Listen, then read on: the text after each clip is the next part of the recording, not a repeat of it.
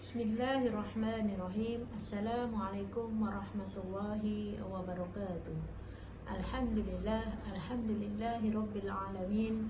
Wassalatu wassalamu ala asrafil anbiya'i wal mursalin wa ala alihi wa ashabihi ajma'in, amma ba'du.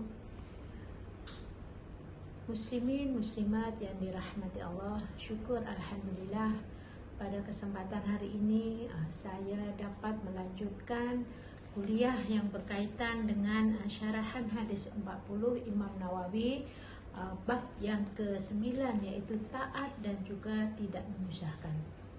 Saya Dr. Siti Marfuah, pensyarah Jabatan Pengajian Islam, Pusat Pengajian Umum dan Kurikulum University Tun Hussein All Malaysia.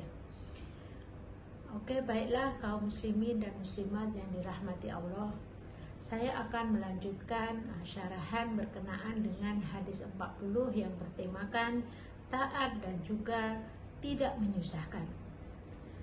Dalam hadis Rasulullah SAW disebutkan bahwasanya an Abi Hurairah Abdurrahman bin Shahrin radhiyallahu taala anhu qala sami'tu Rasulullah sallallahu alaihi wasallam yaqulu ma nahaitukum anhu fajtanibuhu wa ma amaratukum bihi fa'tu minhu mastata'tum fa innama ahlakal ladzina min qablikum kasaratu masailihim wa ihtilafuhum ala anbiya'ihim. Rawahul Bukhari wal Muslim. Berdasarkan hadis di atas dapat diartikan bahwasanya daripada Sayyidina Abu Hurairah Abdurrahman bin Syahr berkata, aku mendengar Rasulullah SAW bersabda, apa saja yang telah aku larang kepada kamu daripada melakukannya, maka hindarilah ataupun jauhilah perkara tersebut. Dan apa yang telah aku perintahkan kamu untuk melakukannya, maka lakukanlah perkara tersebut sedaya upaya yang kamu mampu. Maka sesungguhnya sikap ataupun perangai yang telah memusnahkan umat-umat sebelum kamu adalah banyaknya pertanyaan ataupun mereka ingkar, serta mereka selalu mengadakan pertelingkahan terhadap para nabi. Riwayat Imam Al-Bukhari dan juga Imam Al-Muslim. Muslimin dan muslimat yang dirahmati Allah, berdasarkan hadis di atas kita dapat mengetahui bahwasanya hadis tersebut telah menjelaskan kepada kita tuntutan supaya kita meninggalkan apa yang telah ditegah dan juga mengerjakan apa yang diperintahkan oleh Rasulullah, oleh Allah menurut kemampuan kita, sesuai dengan ketentuan sesuatu hukumnya. Inilah yang dapat difahami daripada sabda Rasulullah SAW tersebut, ya. Rasulullah SAW dalam sabdanya juga menegaskan bahwasanya supaya umatnya, yaitu umat Islam, kita di antara salah satu umat Nabi Muhammad, yaitu umat Islam, hendaklah menjauhi tegahan dan juga melaksanakan perintah dengan sedaya upaya, ikut kemampuan kita, ya. Karena apa? Karena Islam itu memudahkan kepada semua penganutnya, ya. Jadi kita kena laksanakan perintah ajaran agama Islam dengan sebaik mungkin dan juga meninggalkan larangan dengan baik juga, ya. Hadis ini turut mengandungi perbezaan, ya, yang jelas antara pengertian larangan dan juga suruhan. Kita boleh melihat bahwasanya larangan yang ada dalam ajaran agama Islam terutamanya wajib dijauhi dan juga ditinggalkan oleh seseorang. Karena apa? Apabila kita melaksanakan atau mengerjakan larangan tersebut, maka Allah tidak akan memaafkan apabila kita melakukan kejahatan tersebut. Contohnya mungkin kita minum arak, berzina, judi, ya, dengan alasan yang tak munasabah, yaitu alasannya tidak mampu untuk mencegah nafsunya yang bergelora. Ini yang tidak diperbolehkan dalam agama Islam, ya. Hal ini demikian karena larangan itu tetap berlaku, ya, atas dirinya dengan tidak bersyarat. Manakala suruhan diwajibkan supaya dikerjakan sesuai dengan ketentuan hukum menurut kadar mana yang kita mampu untuk melakukannya. Seperti contohnya dalam mengerjakan sholat. Apabila seorang muslim mampu dengan sempurna mengerjakan sholat dengan berdiri, maka kerjakanlah sholat wajib dengan berdiri. Namun demikian, apabila tidak mampu untuk berdiri karena mungkin dia tidak sihat, maka bolehlah duduk. Apabila tak boleh duduk, Islam pun bagi kemudahan lagi, bolehlah dengan berbaring. Itu adalah salah satu contoh kemudahan amalan perintah yang disuruh Allah kepada kita sebagai seorang muslim untuk melakukannya. Sedangkan larangan lebih kuat perintahnya daripada suruhan. Hal ini disebabkan larangan itu amat sukar untuk ditinggalkan, hingga orang yang pernah mengerjakan kebaikan kadang masih lagi berkehendak untuk mengerjakan kejahatan. Sebagaimana yang banyak kita lihat dan juga didapati, yaitu banyak orang yang bersungguh-sungguh untuk mengerjakan ketaatan kepada Allah, namun demikian dia tidak mampu untuk meninggalkan maksiat. Ini yang sangat sukar untuk dilakukan, ya. Sebab apa? Sebab itulah larangan ini memang lebih kuatlah berbanding suruhan.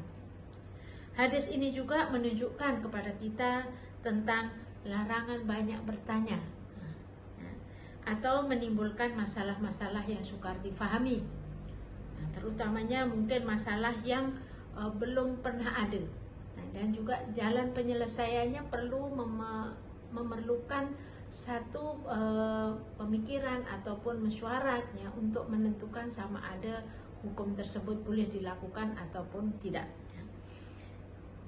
Selain itu juga larangan banyak bertanya ini boleh menimbulkan masalah yang sukar difahami, ya.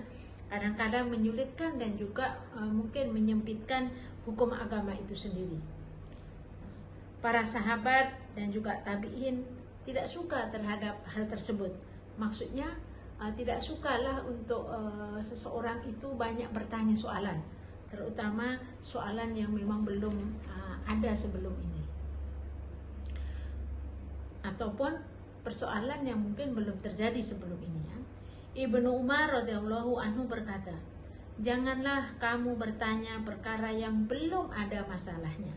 Karena aku pernah mendengar Umar radhiyallahu anhu mengutuk orang yang bertanya kepadanya perkara yang belum berlaku." Kenapa demikian? Sebab perkara yang belum berlaku kadang kita tidak tahu bagaimana hukum hakamnya, sebab belum pernah berlaku. Oleh karena itulah kita jangan banyak bertanya sesuatu yang memang belum pernah berlaku, ya. Berhubung dengan hal ini, ada di antara ulama yang mengatakan bahwa orang yang benar-benar beramal dengan tuntutan hadis ialah orang yang tidak melibatkan dirinya di dalam perkara memperbanyak masalah-masalah yang tidak didapati di dalam kitab Allah dan juga sunnah Rasulnya. Malahan dia juga berusaha memahami kandungan kitab tersebut dengan maksud menjunjung tinggi perintah dan juga menjauhi kitab tersebut dengan maksud menjunjung tinggi perintah dan juga menjauhi larangannya. Ini yang perlu kita fahami. Kita sebagai seorang umat Islam, maka kita hendaklah menjunjung tinggi ajaran Islam yang telah diperintahkan kepada kita dan juga menjauhi apa-apa yang telah dilarang dalam Islam.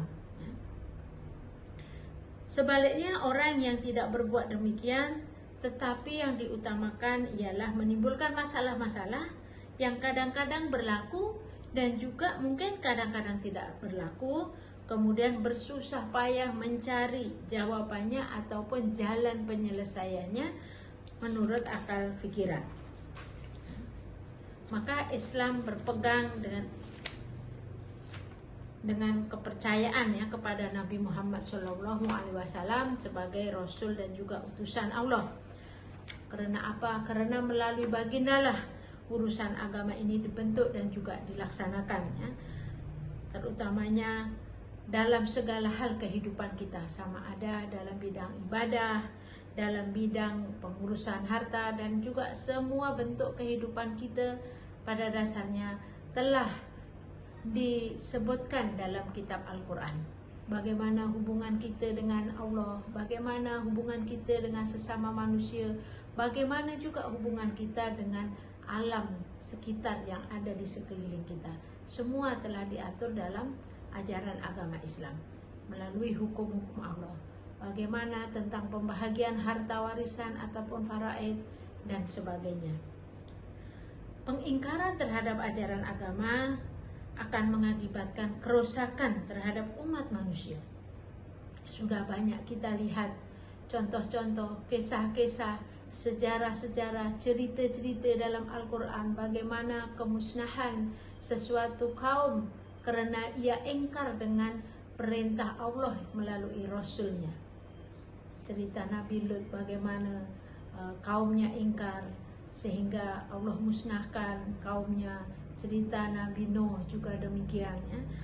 Oleh karena itulah kita sebagai umat manusia, sebagai orang Islam hendaklah mengerjakan semua perintah Allah dan jangan mengingkarinya. Oleh karena itu, secara lebih lanjut kita dapat memahami tentang konsep daripada taat dan juga tidak menyusahkan ini sebagai berikut. Yang pertama, kepercayaan kita kepada Nabi Muhammad sebagai Rasul. Kita tahu dalam agama Islam kita juga ada rukun iman. Di antara rukun iman kita kena beriman kepada Nabi dan juga Rasul. Oleh karena itulah kita kena percaya kepada Nabi Muhammad SAW sebagai seorang Nabi dan juga Rasul. Dan Nabi Muhammad SAW merupakan Nabi penutup, Nabi yang akhir, dan tidak akan ada Nabi setelah itu. Baginda adalah utusan terakhir Allah yang membawa syiar Islam, yang membawa risalah Islam kepada umat manusia. Oleh karena itulah kita kena ikut syiar yang telah Nabi Muhammad sampaikan kepada kita. Mungkin kita tidak dapat melihat junjungan kita Nabi besar Muhammad SAW secara fizikal karena zaman yang berbeza. Namun demikian ajaran-ajaran Nabi Muhammad dapat kita ikuti, dapat kita laksanakan dengan sebaik mungkin. Ini yang penting dan perlu bagi kita sebagai seorang Muslim. Selain daripada itu, syariat Islam.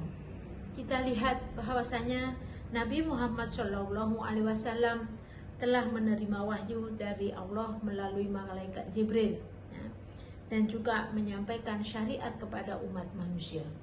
Kita lihat juga pada dasarnya dalam Islam kita ada 3 asas yang mendasari dalam kehidupan kita.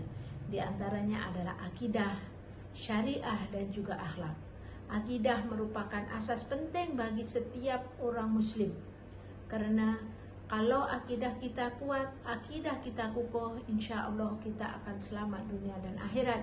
Dimanapun kita berada, di bumi manapun kita berada, meskipun mungkin tidak ramai umat Islam, kalau akidah kita kuat, insya Allah kita tidak akan terumbang-ambing. Kita akan kekal mengikut ajaran agama Allah yang sebenar.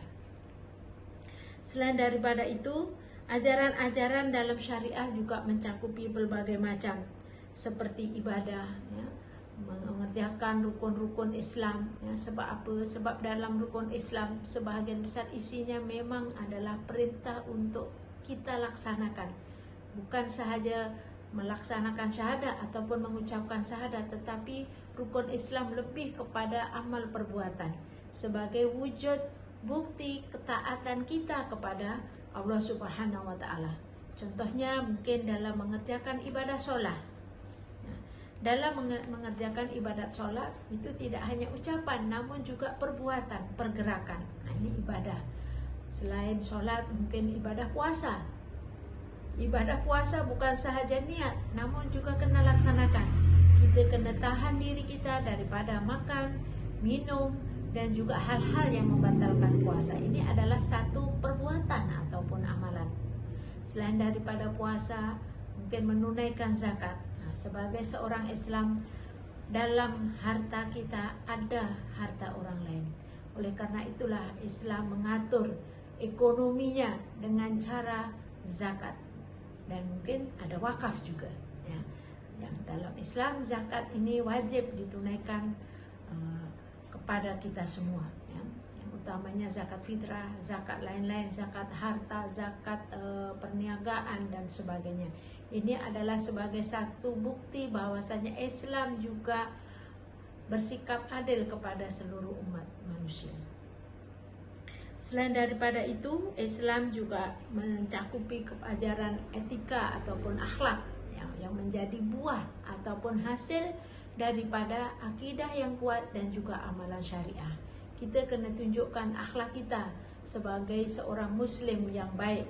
Laqad kana lakum fi rasulillahi uswatun hasanah.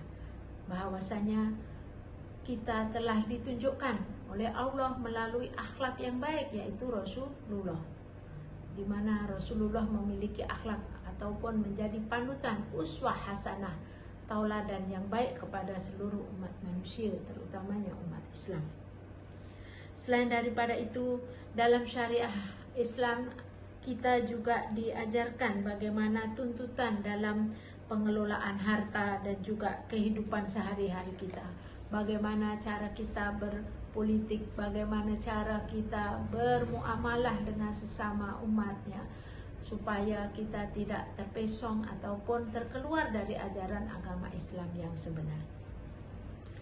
Yang ketiga, kita lihat di sini bagaimana seandainya kita mengingkari syariat Islam.